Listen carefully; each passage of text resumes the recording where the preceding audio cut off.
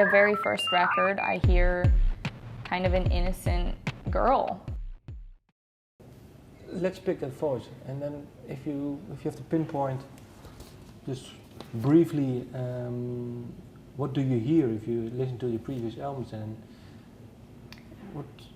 When I hear the previous albums, your voice. What do you hear? What sort of person do you hear if you connect to that voice? I hear the person that I am and the person that I was during that time, because I think that each record is a pretty good documentation of who I was during that time and what I was going through, and I'm singing about those things, and I think that my voice kind of represents that as well. The very first record, I hear kind of an innocent girl singing on Forest Parade.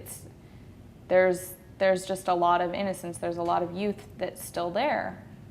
And then with the Pirates Gospel, I feel like that was in some ways kind of starting to go away. I was starting to just kind of wisen up to the adult world and taking care of myself and living on my own and all of that. And I think that on the Pirates Gospel, when I hear my voice, it's pretty exploratory. Things that I do with my vocals, I'm experimenting a lot, I'm trying new things that I had never done before.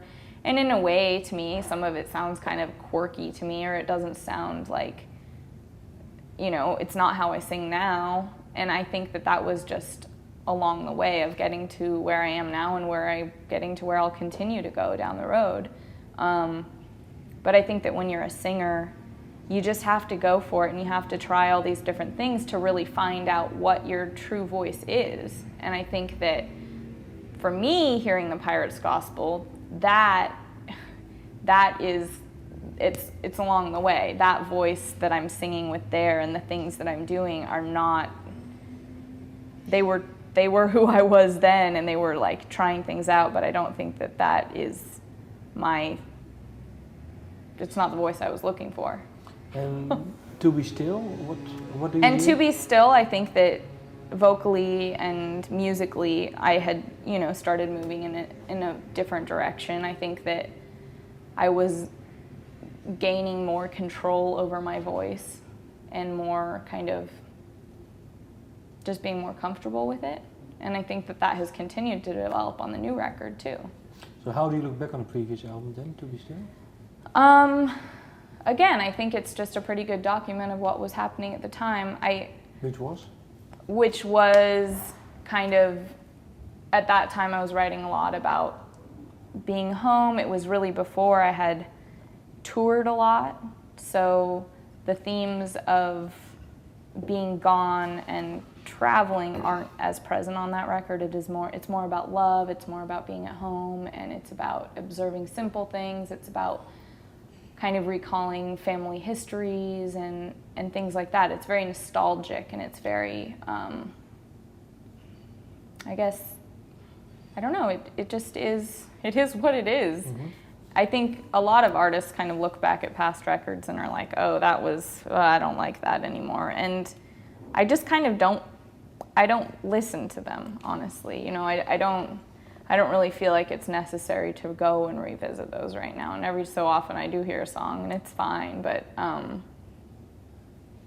think that a record is just a document of a particular time, and that's what those were, and they are what they are. And the new one is, it's the same thing. What is the new one? It's called Alela Diane and the Wild Devine. It is.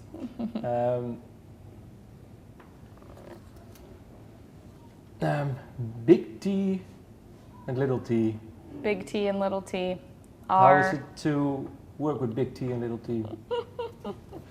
It's very good. My husband and my dad are both named Tom, as you know, so we do call them Big T and Little T, Big Tom and Little Tom. And it's great. It's great being in a band with my husband and my dad. And the songwriting for this album, did you write the songs on this album primarily on your own, or were you it's a little bit of both. Certain songs I just wrote them straight out, and then other songs were more collaborative. I wrote more with my husband, and And the songs that I wrote with him, he really developed the musical part, the chord structures and the kind of rhythms and the riffs, and I wrote the words and the melodies. And there are a couple where he did help with the words a little bit, but mostly they're my words, and the melodies are something that I came up with. And then when I was working with my dad, it was more like I would write a song and then ask for a bit of help. Okay. Like on Of Many Colors, I think I had been playing the same riff the whole time, and I was asking my dad, hey, like, how can I make the verse part feel a bit different? Like, how can I develop this further? And he would then help me figure out what chords to play under the verse, and then I would come up with a new melody to go over the chords that he presented. So the ones with my dad, it was more like getting a little bit of fatherly advice about like what maybe what chords would be better. And it was the same thing. He helped on Rising Greatness too, and it was the chorus chords, because I think I had just, when I write, I tend to just play the same four chords over and over and then like sing something different over those chords for the chorus. But he helped me switch the chords, and then a more creative melody came out that I feel like had more impact than what I had been doing. Yeah. So.